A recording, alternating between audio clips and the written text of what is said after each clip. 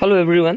ইতিমধ্যে অসম কৃষি বিশ্ববিদ্যালয়ৰ ফালৰ পৰা এখন নটিফিকেশ্যন ৰিলিজ কৰিছে, যাৰ দ্বাৰা আপোনালোকৰ 12 পাছ সকলেও ইয়াতে এলিজিবল হ'ব এপ্লাই কৰিবৰ কাৰণে। ইয়াতে আপোনালোকৰ এইখিনি হৈছে চাৰ্টিফিকেট কোৰ্চৰ কাৰণে, আৰু এই চাৰ্টিফিকেটখনৰ দ্বাৰা আপোনালোকৰ কি উপকৃত হ'ব সেইখিনি কথা আমি ডিছকাছ কৰিম।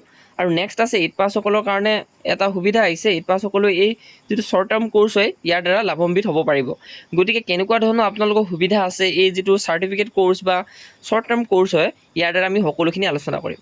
প্ৰথমতে যদি চাওঁ, directorate of open and distance learning অৰ্থাৎ আছাম এগ্ৰিকালচাৰেল ইউনিভাৰ্চিটিৰ ফালৰ পৰা এখন এডমিশ্যন নটিচ মুকলি কৰিছে, যাৰ দ্বাৰা 2026 আৰু 27 এই বৰ্ষতে আপোনালোকে এই টাৰ্মটো কৰি পিনে এখন চাৰ্টিফিকেট লাভ কৰিব পাৰিব। আৰু প্ৰথমত যিটো উল্লেখ কৰিছে আপোনালোকৰ শ্বৰ্ট টাৰ্ম কোৰ্চ হয়, এই শ্বৰ্ট টাৰ্ম কোৰ্চটোত আপোনালোকে কোনো ধৰণৰ চাৰ্টিফিকেট নাপায়। দ্বিতীয়টো যিটো হায়াৰ ছেকেণ্ডাৰী লেভেলৰ হয়, ইয়াতে আপোনালোকে চাৰ্টিফিকেট এখন পাব। আৰু সেই চাৰ্টিফিকেটখনে আপোনালোকক যেতিয়া ধৰি লওক 3rd grade 4th grade agriculture ডিপাৰ্টমেণ্টত কিছুমান পোষ্ট ওলায়, তেনেকুৱা ধৰণৰ কেতিয়াবা আপোনালোকৰ চাৰ্টিফিকেটৰ প্ৰয়োজন হয় এপ্লাই কৰিবৰ কাৰণে, তেতিয়া বহুত কেইজন কেণ্ডিডেটে এনেকুৱা চাৰ্টিফিকেটৰ কথা গম নাপায়। চ' তেতিয়া তেওঁলোকৰ এপ্লাই কৰাত অসুবিধা হয় বা এলিজিবল নহয়। চ' সেইখিনি কথা আমি আলোচনা কৰিম। প্ৰথমতে আমি যদি চাওঁ শ্বৰ্ট টাৰ্ম কোৰ্চটোৰ বিষয়লৈ, ইয়াতে যিটো উল্লেখ কৰিছে যে মাছৰুম প্ৰডাকশ্যন টেকন'লজি, আৰু এই মাছৰুম প্ৰডাকশ্যন টেকন'লজিটো এমহীয়া হ'ব। ক্লাছ 8 পাছ সকলে ইয়াতে এপ্লাই কৰিব পাৰিব। ইয়াতে 110 টকা আপোনালোকৰ এপ্লিকেশ্যন ফি হ'ব, আৰু লগতে 2010 টকা আপোনালোকৰ টোটেল কোৰ্চ যিটো হয় তাৰে মুঠ আপোনালোকৰ ফিটো ইয়াতে ল'ব 2010 টকা। আৰু এই যিটো মাছৰুম প্ৰডাকশ্যন হয়, বৰ্তমান সময়ত অসমত মাছৰুম প্ৰডাকশ্যনৰ ওপৰত বহুত বেছি ডেভেলপমেণ্ট হৈছে।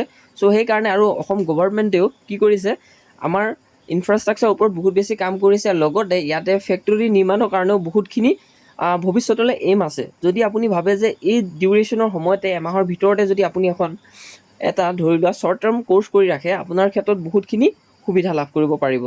এইটো হৈছে মেইন ইম্পৰ্টেণ্ট। নেক্সট হৈছে waste recycling and vermi compost production technology, যিটো আপোনালোকৰ কেনেধৰণে ৰিচাইক্লিং কৰিব পাৰি, হয়নে, কেনেধৰণে আপোনালোকে ধৰি লওক যিবোৰ ৱেষ্ট হয় সেই ৱেষ্ট প্ৰডাকশ্যনবিলাকৰ পৰা অৰ্থাৎ ৰিচাইক্লিং কৰি আপোনালোকে কেনেধৰণে সাৰ প্ৰস্তুত কৰিব, সেই তাৰ ওপৰত আপোনালোকক প্ৰডাকশ্যন ওপৰত শিকাব সেই টেকন'লজিৰ দ্বাৰা।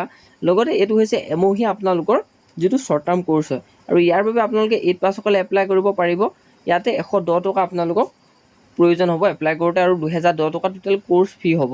নেক্সট হৈছে লাইফ স্কিল ডেভেলপমেণ্ট। এই লাইফ স্কিল ডেভেলপমেণ্ট, এতিয়া আপোনালোকে গম পাইছে অসম চৰকাৰে স্কিল ডেভেলপমেণ্টৰ ওপৰত বহুতখিনি কাম কৰিছে। চ' সেইকাৰণে আপোনালোকে এই যিটো আপোনালোকৰ শ্বৰ্ট টাৰ্ম কোৰ্চ হয় এইটো কৰি ৰাখিলে মই ভাবোঁ বহুতখিনি আপোনালোকৰ লাভ হ'ব। আৰু ইয়াতে ক্লাছ 8 পাছ সকলে এপ্লাই কৰিব পাৰিব। লগতে 110 টকা আপোনালোকে এপ্লাই, বাকী আপোনালোকৰ শ্বৰ্ট টাৰ্ম কোৰ্চটোত আপোনালোকৰ এইখিনি হ'ব টোটেল ফিটো। গতিকে আপুনি যোনটো ভাবে সেইটো কৰিব পাৰে। মই ভাবোঁ আপোনালোকে কোনটো কৰিলে বেছি আপোনালোকৰ কাৰণে ভাল হ'ব, লাইফ স্কিল এডুকেশ্যন, এইটো মই ভাবোঁ আপোনালোকৰ কাৰণে বহুতখিনি উপকৃত হ'ব। নেক্সট হৈছে চাৰ্টিফিকেট কোৰ্চ। এতিয়া চাৰ্টিফিকেট কোৰ্চটোত কেনেধৰণে কাম হ'ব ইয়াতে আমি চাম।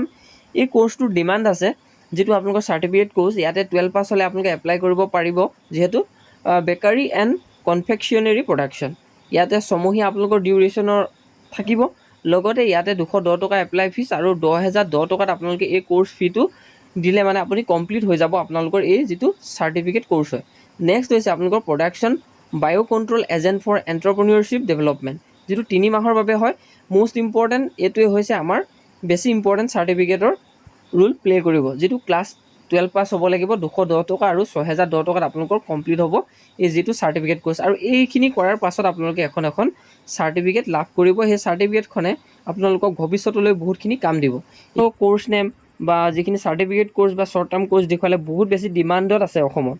গতিকে এইখিনি কৰি ৰাখিলে ভৱিষ্যতলৈ অসম চৰকাৰে ৰিচাইক্লিঙৰ ওপৰত কেনেধৰণে পচন সাৰ প্ৰস্তুত কৰিব পাৰি, কেনেধৰণে ধৰি লোৱা লাইফ স্কিল এডুকেশ্যনৰ ওপৰত কেনেধৰণে কাম কৰিব পাৰি, ধৰি লোৱা মাছৰুম প্ৰডাকশ্যন টেকন'লজিৰ ওপৰত কেনেধৰণে কাম কৰিব পাৰি, এইখিনিৰ ওপৰত কিন্তু ভৱিষ্যতলৈ অসম চৰকাৰে বহুত বেছি ভাবি ৰাখিছে। আৰু ইয়াৰ ওপৰতো বহুত বেছি ইনফ্ৰাষ্ট্ৰাকচাৰ, লগতে যিবিলাক ধৰি লোৱা আহিব লগা ভৱিষ্যত হয় তাত কিন্তু বহুত বেছি এপ্লিকেবল হ'ব। গতিকে মই ভাবোঁ আপোনালোকে এই কোৰ্চখিনি কৰি ৰাখিলে আপোনালোকৰ এডুকেশ্যনৰ ক্ষেত্ৰতো ইমপ্লিমেণ্ট হৈ থাকিব। ইয়াতে উল্লেখ কৰিছে যে detail information of admission procedure may be obtain from the directorate of open and distance learning AAU Khanapara 781022 and also' from the website. এই ৱেবছাইটটো আপোনালোকে ভিজিট কৰিলে এডমিশ্যন প্ৰচিডিউৰখিনি সকলোখিনি আপোনালোকক প্ৰকাশ কৰিব ডিটেইল ইনফৰমেশ্যনবিলাক। আৰু ইয়াতে আপোনালোকৰ prospective May also' B downloaded from the website, আৰু ৱেবছাইটত প্ৰস্পেক্টাছটো আপোনালোকে ডাউনলোড কৰি সকলো সবিশেষ চাব পাৰিব, যিটো ডিটেইলছ মেনশ্যন কৰিছে। আৰু যদি কিবা আপোনালোকে ছাপোৰ্ট বা হেল্প ল'ব বিচাৰে ইয়াৰ বিষয় লৈ, কেনেধৰণে এপ্লিকেশ্যনটো প্ৰচেছ কৰিম বা এপ্লিকাণ্টছ মে এপ্ৰ'চ যিটো facilitation centre in the nearest KVK বা কেম্পাছেছ অফ AAU, অৰ্থাৎ ইয়াৰে ওচৰৰ যিবিলাক ধৰি লওক কেম্পাছ আছে আছাম এগ্ৰিকালচাৰ ইউনিভাৰ্চিটি, এই বিষয়লৈ আপোনালোকে সুধিব পাৰিব, কেনেধৰণে ইয়াৰ কামবিলাক হয়, কি কি কৰিব লাগে, এইখিনি হেল্প ল'ব পাৰিব। ষ্টাৰ্টিং ডেট হৈছে 5 তাৰিখ 6 মাহ 2024, লাষ্ট ডেট হৈছে আপোনালোকৰ 25 তাৰিখ 6 মাহ 2024, আৰু SD ডাইৰেক্টৰ অৰ্থাৎ এগ্ৰিকালচাৰ ডিপাৰ্টমেণ্টৰ ইউনিভাৰ্চিটি ODL অৰ্থাৎ SD ডাইৰেক্টৰে এইখিনি সকলোখিনি প্ৰকাশ কৰিছে। যদি আপুনি ভাবে যে ইয়াতে যিটো চাৰ্টিফিকেট কৰ্চটো কৰিম লগতে শ্বৰ্ট টাৰ্ম কৰ্চ কৰিম, তেতিয়া আপোনালোকে কমেণ্ট ছেকশ্যনত জনাব, মই ডেছক্ৰিপশ্যনত লিংকটো দি ৰাখিম। আৰু গুগল ফৰ্ম এখন যিহেতু বৰ্তমান সময়ত লৈ আছে, সেই গুগল ফৰ্মৰ দ্বাৰা আপোনালোকৰ কিমান কোৱালিফিকেশ্যন, কেনেকুৱা ধৰণৰ আপোনালোকৰ মাৰ্কছ আছে, ইয়াৰ ওপৰতো হয়তো ডিপেণ্ড কৰিব। সকলোখিনি চাই চিতি আপোনালোকে ইয়াতে চিলেকশ্যন কৰিব। বেছি চিট নাই, গতিকে আপোনালোকে সোনকালে এইখিনি কাম কৰক।